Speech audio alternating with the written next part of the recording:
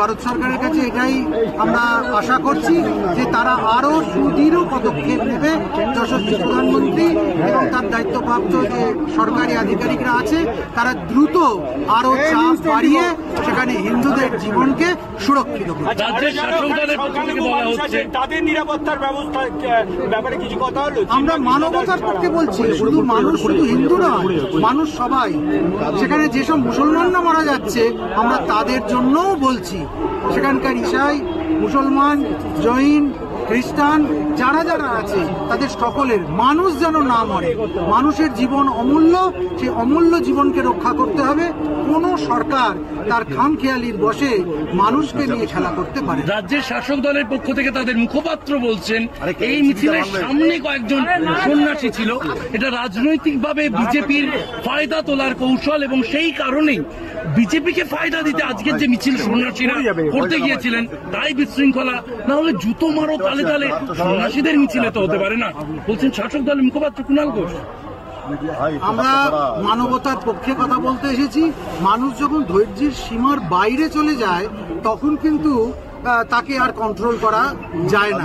যেখানে আমরা দেখতে পাচ্ছি যে মায়েদের করুণ আর্তনাদ, যেখানে দেখতে পাচ্ছি সন্ন্যাসীকে নাটকীয় কায়দায় অপহরণ করে নিয়ে চলে যাওয়া হচ্ছে, তারপরেও যদি মুখপাত্র, শাসক দলের মুখপাত্র এ জাতীয় কথা বলে, সেটা তার একটা বিরাট আহাম্মকি ছাড়া আর কিছুই নয়। একদম হৃদয়হীন মানুষ হলে এরকম কথা বলতে পারে।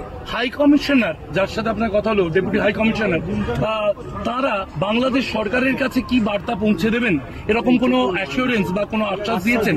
আমরা যে দাবিপত্র দিয়েছি, আমরা যে আবেদন করেছি, সেটা তারা নিশ্চিতভাবে ঊর্ধ্বতন কর্তৃপক্ষের কাছে পৌঁছবে এবং যিনি সরকারের পক্ষ থেকে, বাংলাদেশ সরকারের পক্ষ থেকে এই দাবিপত্র নিয়েছেন, ডেপুটেশন নিয়েছেন, তিনি অত্যন্ত সহৃদয়তার সঙ্গে শুনেছেন, স্বীকার করেছেন এবং এটা মেনে নিয়েছেন যে মানুষের জীবন নিয়ে এই খেলা, হিন্দুর জীবন নিয়ে এই খেলা, এটা চলতে দেওয়া যায়। রাজ্যের বিরোধী দলনেতা গতকালকে তার সঙ্গে 7 বিধায়ক অর্থাৎ মোট 8 বিধায়ক নিয়ে তারা এসেছিলেন এবং এখানে তারা তাদের দাবিপত্র দিয়েছেন। তিনি বলেছেন এভাবে চলতে থাকলে যদি সাড়া না পাই, এখন পণ্যবাহী ট্রাক আটকাবো সোমবার, প্রয়োজনে কেন্দ্রের কাছে আবেদন করব ভিসা বন্ধ করুন এবং এক্সপোর্ট ইম্পোর্ট পারমিট বন্ধ করুন। আপনারা এরকম কোন আর্জি আপনারা ভাবছেন যেখানে বাংলাদেশ সরকারকে সংখ্যালঘুদের নিরাপত্তা দিতে বাধ্য করা যেতে পারে? সংখ্যালঘুদের নিরাপত্তা দিতেই হবে, হিন্দুকে নিরাপদ করতেই হবে। কেননা বাংলাদেশ শুধু মুসলমানের নয়, বাংলাদেশ হিন্দুর, বাংলাদেশ সেখানকার থাকা সংখ্যালঘু খ্রিস্টানের, সংখ্যালঘু বৌদ্ধের, সংখ্যালঘু জৈনের। অর্থাৎ মানুষের বিরুদ্ধে যারা কথা বলছে, মানুষকে যারা হেনস্থা করছে, আমরা তাদের বিরুদ্ধে দাঁড়াবো। আপনাদের কোন সদস্য আজকে আহত বা গ্রেফতার? একটা নির্মম হাস্যকর একটা ব্যাপার যে ইসকন সারা পৃথিবী জুড়ে আন্তর্জাতিক স্তরে মানবতার পক্ষে কথা বলে, ধর্ম প্রচার করে, অহিংস কথা বলে, তারা নিরামিষ ভক্ষণ করে, তাদের বিরুদ্ধে এ জাতীয় কথা এটা মেনে নেওয়া যায় না। এবং আমরা নিশ্চিত যে সারা পৃথিবীর মানুষ আমাদের পক্ষেই কিন্তু কথা বলবে। ইসকন কোনো জঙ্গি সংগঠন নয় যে ইসকনকে সেখানে ব্যান্ড করে দেওয়া এত সহজ। আপনাদের কোন সদস্য বা এই জন্যই আমরা আতঙ্কিত হচ্ছি যে চিন্ময় কৃষ্ণ দাসের ওষুধ ঠিক মতো পৌঁছচ্ছে কিনা, তিনি প্রসাদ ঠিক মতো পাচ্ছেন কিনা। আমাদের কাছে শেষ খবর আছে কালকে দুপুরবেলা একবার প্রসাদ পেয়েছিল, তারপর তার খাওয়া পর্যন্ত বন্ধ হয়ে গেছে। জল পাচ্ছেন কিনা, তার শরীর কেমন আছে, তিনি কেমন আছে, কিছুই জানতে পারা যাচ্ছে না।